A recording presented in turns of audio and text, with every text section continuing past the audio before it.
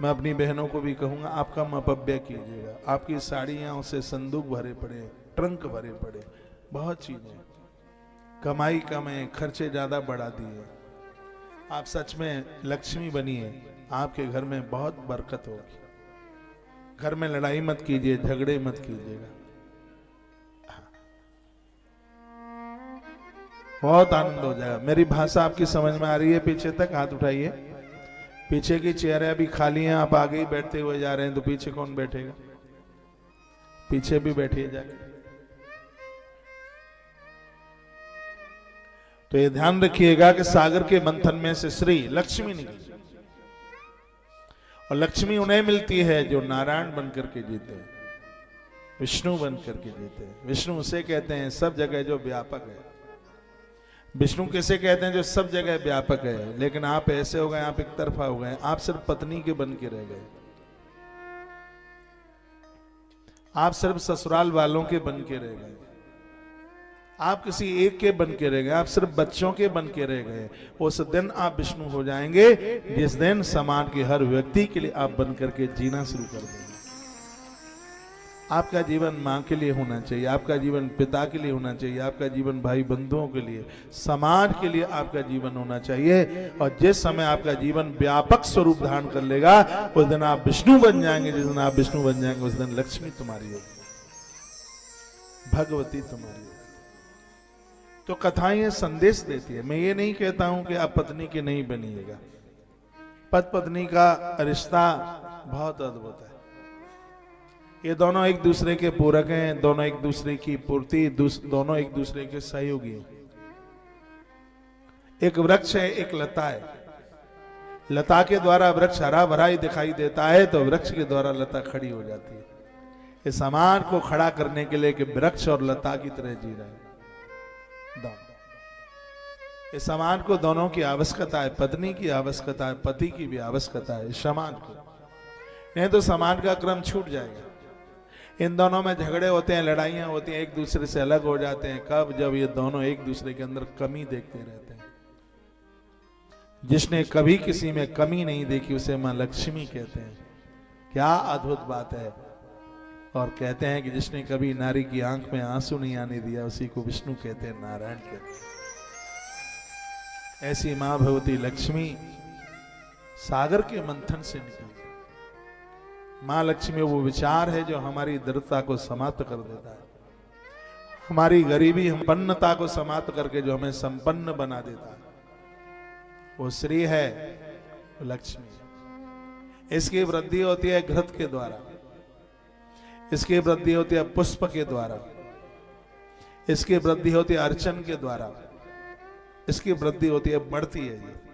ये बढ़ती है, घर में समृद्धियां बढ़ती हैं। माता लक्ष्मी के लिए तो सूक्त लिखे गए हमारे वेद में। श्री सूक्त है, लक्ष्मी सूक्त है। कहते हैं कि लक्ष्मी नारायण का ध्यान और आह्वान करने से जिंदगी तो विस्तारित होती ही है, लेकिन लोगों की विपन्नता भी संपन्नता में बदल जाती है। मैं बहुत आग्रह पूर्वक कहना चाहूंगा, जो नारी का आदर करेगा वो संपन्न हो जाएगा इस दुनिया में। नारायण ने नारी का सम्मान किया और नारी के सम्मान में उसने कई बार धरती पर अवतार धारण किया। नारी के सम्मान के लिए उसने अर्जुन का रथ हाँका, नारी के सम्मान के लिए वो पार्थ का नौकर बना। नारी के सम्मान के लिए, नारी के सम्मान के लिए वो कारागृह में पैदा हुआ। नारी के सम्मान के लिए 14 साल तक वो वन वन में भटका। उसने नारी को अपमानित नहीं होने दिया, और जो नारी को अपमान न होने दे वो विष्णु है, वो नारायण है, जिसके माध्यम से सागर का मंथन होता है। इसमें से श्री निकलती है। आप अपने जीवन का मंथन कीजिएगा, सब कुछ यहीं से प्रकट होगा। वो विचार आपके पास चल करके आएंगे। आप कीर्तिवान भी होंगे, आप धनवान भी होंगे, आप समृद्धिवान होंगे। समुद्र मंथन की कथा एक अलौकिक कथा है। इसमें से 5 गाय निकलती है, जो इस धरातल के 5 प्राण हैं, जिन प्राणों के बिना कोई जी नहीं सकता।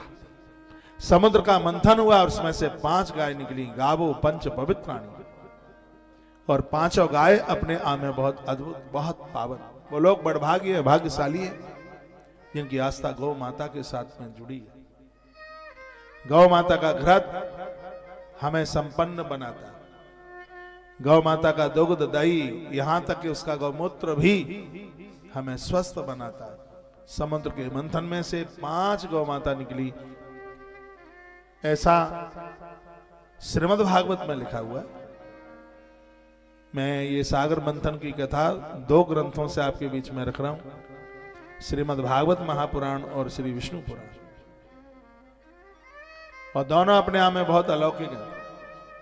आप मेरे ऊपर चाहे जितना बड़ा फाइन लगा देना, 6 महीने गौ माता की सेवा कर लो, आपकी हर समस्या का यदि समाधान न हो जाए। बेटियों को अच्छा घर कुल मिले, अच्छा परिवार मिले, आपके घर में बढ़िया बहू आए, आपका काम धाम चले। जो गौ माता के चरण की रज उठाकर माथे पर लगा लेते हैं, संपूर्ण देवताओं को चंदन चढ़ा करके उन्हें पुण्य कमाने का फल तत्काल प्राप्त हो जाता है। छोटे छोटे बच्चों को गौ माता की चरण रज लगाने से उन्हें किसी भी प्रकार की नजर, जादू, टोना टोटका नहीं लगता। इतनी बड़ी महिमा, लेकिन ये दुर्भाग्य है वर्तमान समय में गौ माता को पशु मान लिया गया। सागर का मंथन हुआ, समुद्र मंथन में से 5 गाय निकली। गाय इतनी पवित्र होती है। मैं निवेदन आपको करना चाहूंगा, यदि आप नया घर बनवाने के लिए जा रहे हैं, गौ माता के चरण की रज प्रथम ईंट के नीचे रखिए, आपके प्लॉट में किसी भी प्रकार का दोष नहीं रहेगा। हो सके तो जहां मकान बना रहे हैं, एक आध रात्रि वहां गायों को घेर के लाइए, बैठाइए, गैया मैया वहां गौमूत्र करे, गोबर करे, उस जगह पर किसी भी प्रकार का दोष नहीं रहता। गौ माता सागर के मंथन से निकली है। जो गौ माता की नथुनों के सामने अपनी नाक लगाता है, उसे टीबी जैसा कभी रोग नहीं होता। गौ माता तो एक अस्पताल की तरह, गौ माता तो बिल्कुल एक मंदिर की तरह है। देश की आन बान और शान है। सागर के मंथन से गौ माता बाहर चल करके आई है। गौ माता को श्रद्धा कहा, श्रद्धा सात्विक धेनु सुभाई। जितना गौ माता को स्पर्श आप करोगे, एक आध रोटी दोगे, आपके अंदर सतोगुण की वृद्धि होगी।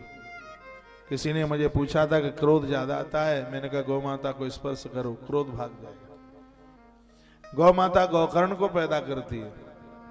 संसार की माताएं तो धुंधकारी को पैदा कर पाई, कुछ कम माता ऐसी थी जिन्होंने विशेष लोगों को जन्म दिया, लेकिन गैया मैया तो ऐसी थी जिसने माता गायत्री को ही धरती पर पैदा कर दिया। और यह गैया मैया सागर के मंथन से निकलती है। आप मेरी बहुत बातें मानते हैं, तो क्यों नहीं यह भी बात मान लीजिएगा। कौन सी बात? गौवंश के लिए एक रोटी, एक चंदिया निकालते रहिए। हम लोग धरना धरने वाले लोग नहीं हैं, लेकिन ये कसम खा करके बैठे हैं, भारत के घर घर से पहली रोटी गैया मैया को निकलवा करके रहेंगे, और इसी के लिए हम प्रयासरत हैं। आज हमारे लाखों परिवारों में पहली रोटी गौ माता के लिए निकलती है, प्रथम रोटी। और आप मेरी व्यासपीठ के पवित्र भक्त हैं, तो मैं 31 साल से तुम्हें कथा सुना रहा हूं, तो मेरी दक्षिणा तो बनती है कथा सुनाने की। जीवन बदला इन कथाओं से, तो दक्षिणा चुकाइए। एकलव्य ने तो अंगूठा दे दिया था अपने गुरुजी को। मैं आपसे अंगूठा नहीं मांग रहा हूं, लेकिन मैं आपसे गौ माता के लिए एक रोटी जरूर मांग रहा हूं। हर घर में पहली रोटी गौ माता के लिए, इससे आपके घर में समृद्धि बढ़ेगी। सागर मंथन के माध्यम से ये बात मैं कह रहा हूं, आप करके देख लिए, कुछ समय आप करके देखिए, आप कहां से कहां पहुंच जाए। आज हम लोग आपके बीच में हैं गौ माता की कृपा से। युवा भाई बहन,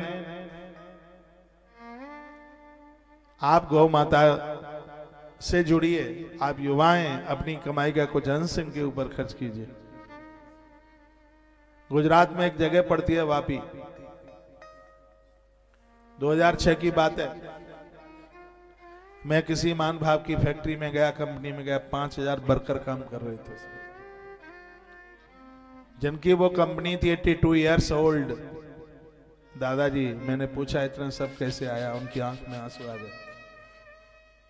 उन्होंने कहा मेरी एक फल की छोटी सी ठेली होती थी, किसी महात्मा के मुंह से सुना था, जो अपनी कमाई का कुछ परसेंट को माता को देता है, गैया मैया उसकी तरक्की को बहुत ऊपर लेके जाती है। तो उसका मैं कुछ अंश निकाल करके मैं गुड़ खरीदता और रात्रि को मैं किराए के अपने मकान की तरफ जाता। रास्ते में इतनी गौ माता मुझे मिलती है कि एक डेली उनके मुख में देखे जाता। आज मुझे जो मिला है वो सब गौ माता ने दिया है। मैं भी आपको बोल रहा हूं कि मुझे भी जो कुछ मिला है वो सब गौ माता ने दिया है। सागर के मंथन में निकली है गौ माता। जो विशेष चीजें समुद्र मंथन से 14 रत्नों में गौ माता है। आप इसके प्रति पूरा स्नेह रखिए, प्रीति रखिए। घर की पहली रोटी निकले अपने बच्चों को कहिए ये गैया मैया को खिला के आओ। यशोदा मैया रोटी बनाती है, चंदिया कन्हैया गैया को खिला के आती है। आकाश अंबर सब कुछ मिट सकता है, लेकिन मैं यशोदानंद बाबा का नाम नहीं मिट सकता। ये बहुत बड़े गौ पालक थे, ये बहुत बड़ी गौ हितैषी थे। समुद्र मंथन की अद्भुत कथा। संपुष्टो भगवान वही विद्वीपायन सदोध्वजा अभिनंदन हरे वीर्याभ्षा चष्टुम चक्र में। सूर्य जी कहते हैं स्वर्ण ऋषियों, भगवान सुखदेव ने राजा परीक्षित को समुद्र मंथन की कथा का प्रश्न सुन करके उन्होंने आरंभ करना शुरू कर दिया। ये कथा, जो कथा बहुत अद्भुत है। आप सोइए नहीं, आप झपकी मत लीजिएगा। लगता है अरहर की दाल में तड़का लगा के ज्यादा खा के आ गए। अभी अभी तो आप पहुंचे ही हो। सावधानी हटी, दुर्घटना घटी। आज समुद्र मंथन की कथा में मैं अपने गुरुओं को वंदन प्रणाम करता हूं। मैं बहुत खुश हूं, अभिभूत हूं। तुलसी पूजन दिवस तो है ही, लेकिन मैं और ज्यादा खुश इसलिए हूं क्योंकि मैं मां भगवती नर्मदा मैया जी की परिक्रमा करके लौटा हूं अपने एक बहुत बड़े कुनबे के साथ। ये हमारा भक्त मंडल ही हमारा कुनवा है, इससे बड़ा हमारे लिए कोई कुनवा नहीं। ये छिपकली दीदी, ये भी परिक्रमा करके आई, ये बैठी आई। हो सकता है आप में और भी कोई बैठे हों। भगवान कृपा करे आपको भी कभी मौका मिल जाए, मां नर्मदा परिक्रमा का मौका मिले। और ये क्या बोलूं मैं, द्वारका में यात्रा गई, महाराष्ट्र में यात्रा गई, छत्तीसगढ़ में यात्रा गई, मध्य प्रदेश में यात्रा आरंभ हुई। मेरा ध्यान पूरा श्री द्वारका की तरफ पहुंच रहा है। हे गुरुदेव, मेरा एक संदेश मेरे प्रभु के पास तक पहुंचा देना। हम और आप भी यहां गुरु की कृपा से बैठे हुए हैं। मैंने ग्रंथ में आज से 3.5 महीने पहले पढ़ा था और मैं पंडित जी को बोल रहा था ये बड़ा अच्छा गाते हैं, अच्छा बनाते हैं। हमने कहा आज मैंने इतनी अनोखी बात पढ़ी है, वो ये है कि धरती पर गुरु के बिना कल्याण नहीं हो सकता है। बिल्कुल पक्का। स्वयं ईश्वर आ जाए वो भी नहीं कर पाएगा कल्याण। ईश्वर के लिए भी माध्यम गुरु ही होगा। गुरु की वो ताकत है कि भाग्यहीन है वह लोग जो गुरु सत्ता को समझ नहीं पा रहे हैं। वो गुरु को बस सिर्फ मांसपिंड समझ लेते हैं, एक आकृति कृति मान लेते हैं। इन सब चीजों से गुरु बहुत ऊपर है। मैं अपने गुरुदेव को प्रणाम करता हूं और कहता हूं कि गुरुवर आपकी कृपा से यात्रा पूरी हो गई है। आपकी कृपा से बहुत आनंद हो रहा है। आइए 2-3 पंक्तियां मेरी बड़ी फेवरेट हैं।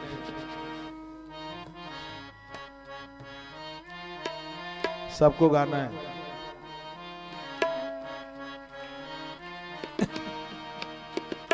सदगुरु मेरा संदेश गुरुदेव, सदगुरु मेरा संदेश हरि से जाए सुना देना।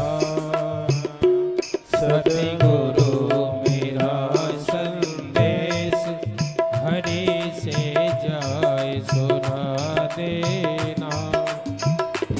मुझे सुना लगे दे मुझे सोना लगे देश, मुझे अपने पास बुला लेना। सतगुरु मेरा संदेश हरि से जाए सुना देना। ये हो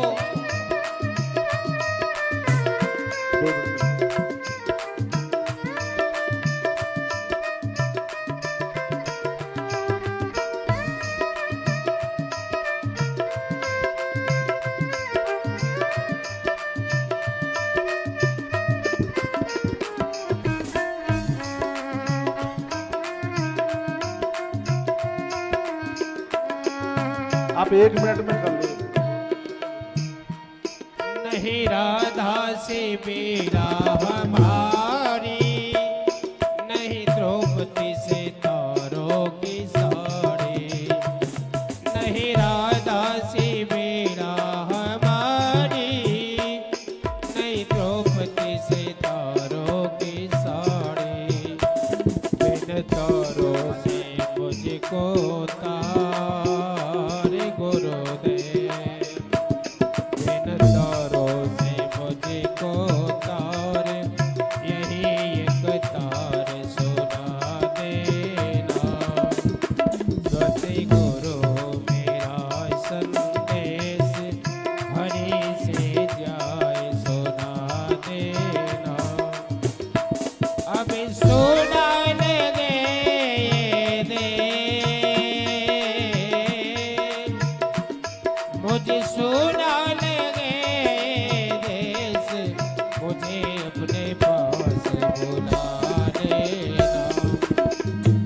सतगुरु मेरा संदेश हरि से जाए सुना देना।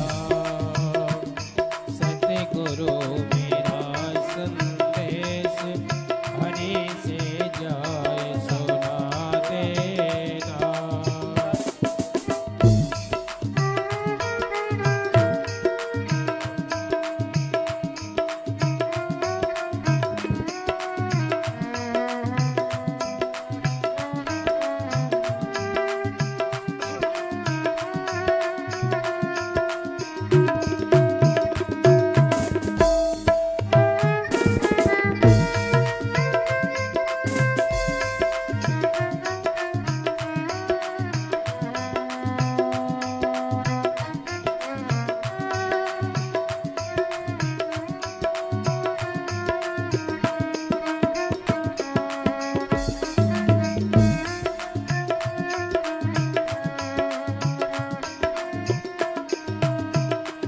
मैं तो द्वारे द्वारे पर द्वारी, पर देखे सभी भिखारी।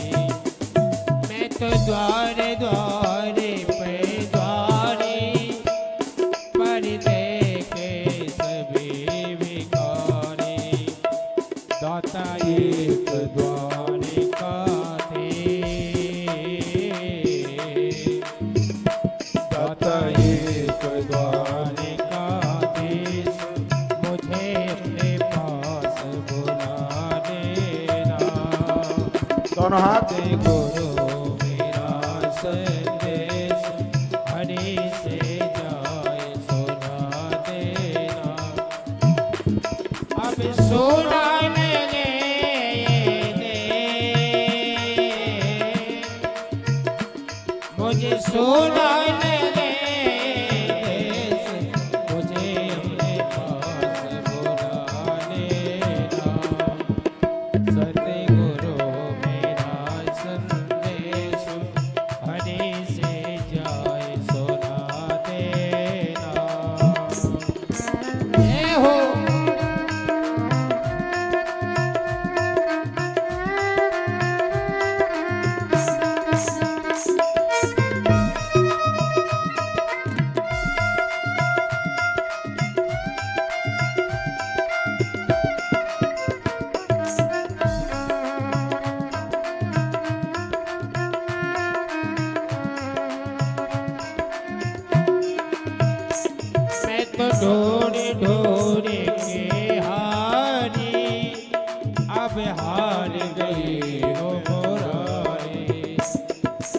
ढूंढ ढूंढ के हारी, अब हार गई ओ मुरारी।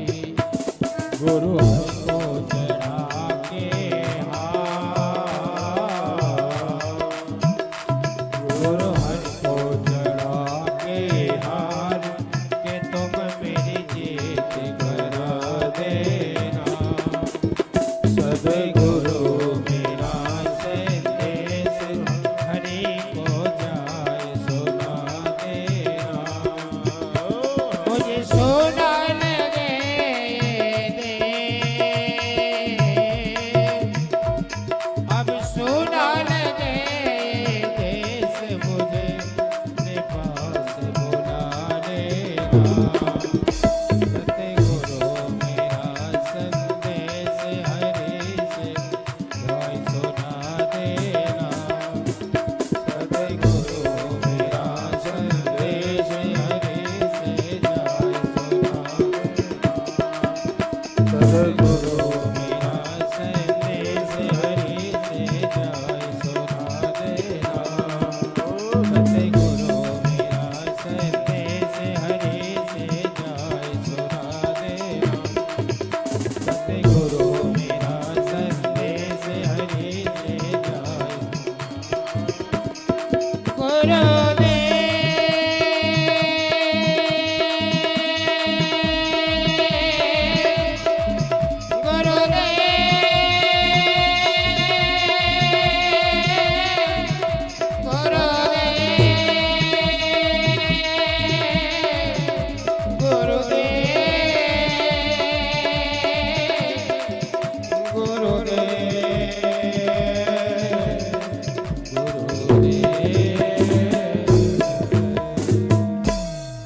बोलिए लक्ष्मी नारायण भगवान की। जय हो। अब आइए थोड़ा एकाग्र भाव से बैठ जाइए। बात में बात ये निवेदित की जा रही है कि समुद्र मंथन की कथा परमात्मा को प्रकट करने का एक फॉर्मूला है। अब भजन सब करते हैं, माला घुमाते हैं, पाठ पूजा करते हैं, मंदिर जाते हैं, फिर भी ये कहते हैं कि 40 साल तक पूजा करते हो गया, ये भगवान नहीं मिले। ज्यादातर ऐसे शिकायत होती है। बिना विधि के तो भैया सब्जी नहीं बनती, कड़ी नहीं बनती, मठा का आलू नहीं बनता। आप हलवा भी बनाते हैं तो उसमें एक विधि का प्रयोग होता है। हमने हलवा बनते देखा, माई ने कढ़ाई चढ़ाई, कढ़ैया गर्म हो गई तब घी डाला, घी कड़कड़ करने लगा तब फिर उसमें रवा डाल दिया, सूजी डाली, फिर उसको करछली से यूं ऐसे घुमाया, फिर जब वो भुन गई तब फिर उसमें पानी डाला, पानी भी जब उसमें मिल गया तब उसमें चीनी डाली, तब हलवा बन के तैयार हुआ। अब कोई व्यक्ति देख रहा था कि मैया ने हलवा बनाया, 4 चीजें डाली हैं, तो उसने भी चूल्हा जलाया, पतीला रखा और चारों चीजें मिलाकर एक ही साथ छोड़ दी। हलवा नहीं बना, लपसी जरूर बन गई। जैसे हलवा बनाने का एक सूत्र है उदाहरण के तौर पर, वैसे ही परमात्मा को प्रकट करने की एक विधि है, बस उसी का नाम सागर मंथन है, उसी का नाम समुद्र मंथन। वो विधि क्या है बस वो अब आप सुन लें। हर व्यक्ति को भगवान की जरूरत है। रावण के पास बड़ा बाहुल्य, बड़ी शक्ति, सत्ता उसके पास थी, फिर भी उसे परमात्मा की जरूरत पड़ी। जो धरती पर आया है उसे अपना कल्याण उद्धार चाहिए, तो उसे ईश्वर की जरूरत है। इसलिए कहा गया कोटिम तक्ताम हरिम स्मृत, करोड़ों काम करने से पहले जीव को भगवान का स्मरण करना चाहिए। लेकिन सगरी दुनियादारी स्मरण में आ जाती है, भगवान नहीं आता। बेटा भूखा गया स्मरण में आ जाएगा, पति भूखा गया स्मरण में आ जाएगा, लेकिन गोपाल जी मंदिर में 3 दिन से भूखे ही बैठे हैं, वो स्मरण में आते नहीं। तो सागर की मंथन की जो कथा है वो हमें परमात्मा से जोड़ने की कथा है, ईश्वर के साथ एकीकार कर देने की एक कथा है। तो भगवान शिवदेव कहते हैं, यदा युद्धे सुरदेव्या बाध्यमाना सता युदई गता सबो निपतिता नोतिष्ठे तस्म भूयसा। परीक्षित, जिस समय की यह बात है उस समय असुरों ने अपने तीखे शस्त्रों के द्वारा देवताओं को विदीर्ण कर दिया था। देवता लोग उस समय कमजोर हो जाते हैं। कब? जब समाज में धार्मिक प्रवृत्तियां कमजोर हो जाती हैं। आपने कभी सोचा नहीं होगा हम पूजा पाठ ये क्यों करते हैं? इससे देवताओं की शक्ति बढ़ती है, और देवताओं की जब शक्ति बढ़ती है तब प्रकृति में महामारी नहीं होती, बीमारियां नहीं फैलती, अशुभ नहीं होता। जब देवताओं की शक्ति बढ़ती है, हवन यज्ञ करने से देवताओं की ताकत बढ़ती है, सूर्य भगवान को अर्घ देने से देवताओं की शक्ति बढ़ती है, वृक्षारोपण करने से देवताओं की शक्ति बढ़ती है, दिए घी के जलाएं जो जलाएं, इनसे सबसे देवताओं की ताकत बढ़ती है। और जब देवताओं की शक्ति बढ़ती है तब असुर कमजोर हो जाते हैं, और जब असुर कमजोर हो जाते हैं तब धर्म अपने विशेष रूप में दिखाई देता है। तो असुरों की ताकत को कमजोर करने के लिए और देवताओं की शक्ति को बढ़ाने के लिए हमें शुभ कर्म करने होते हैं। हम और आप जो व्रत करते हैं इससे देवताओं की शक्ति बढ़ती है।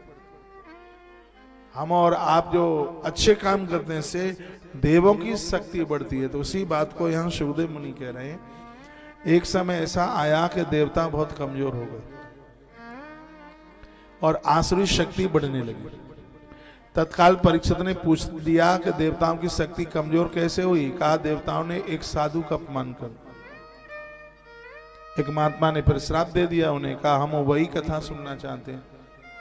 कौन से महात्मा का अपमान हो गया? कौन से महात्मा ने श्राप दे दिया?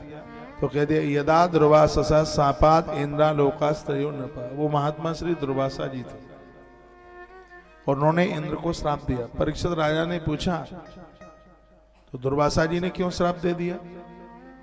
कहा एक समय की बात ही, देवराज इंद्र की सवारी निकल रही थी। इंद्र हाथी पर बैठे थे। ऊंचे आसन पर बैठने वाला व्यक्ति घमंडी हो जाता है। हम तो भगवान से यही मांगते हैं कि ऊंची चौकी पर बैठे, नीचे आप बैठे, यहां बैठने का अभिमान ना आए। नीचे व्यक्ति गिरेगा तो चोट नहीं पहुंचेगी और यहां से गिरेगा तो तरुआ फूट जाएगा। ऊंचा आसन बड़ा खतरनाक है। ऊंची जगह बैठकर गिरने का बड़ा डबका होता है। जो नीचे ही बैठा है वो क्या गिरेगा? जो ऊपर बैठा है उसे गिरने का भारी भय होता है। तो श्रीमान हाथी पर बैठे थे और वो भी ऐरावत हाथी। हाथी पर श्रीमान बैठे तो महात्मा जी ने देखा कि इंद्र की सवारी निकल रही है, तो मैं एक फूल की माला इसको पहना करके इसको लंबी कीर्ति का आशीर्वाद दे दूं। साधु तो बड़े दयालु होते हैं, बहुत कृपालु होते हैं। और सच तो यह है कि प्रकृति की यदि एक बहुत कोई ताकत है तो वो महापुरुष है, महात्मा है। ये ना होते तो हम तो जी ही नहीं पाते, हमें पता ही नहीं होता जिंदगी भी कोई होती है क्या।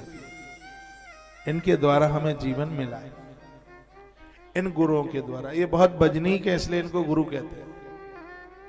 बहुत भारी हैं, कृपा से भारी हैं, दया से भारी हैं, श्रद्धा से बड़े भारी हैं गुरु। गुरु नाम ही गुरुता का है। अंधकार को छीन लेता है, प्रकाश का दिया जला देता है, उसे ही तो गुरु कहते हैं। जो शिष्य का गौरव बढ़ा देता है। तालियां कैसे मरी मराई बजाते हैं। शिष्य का गौरव बढ़ा देता है गुरु।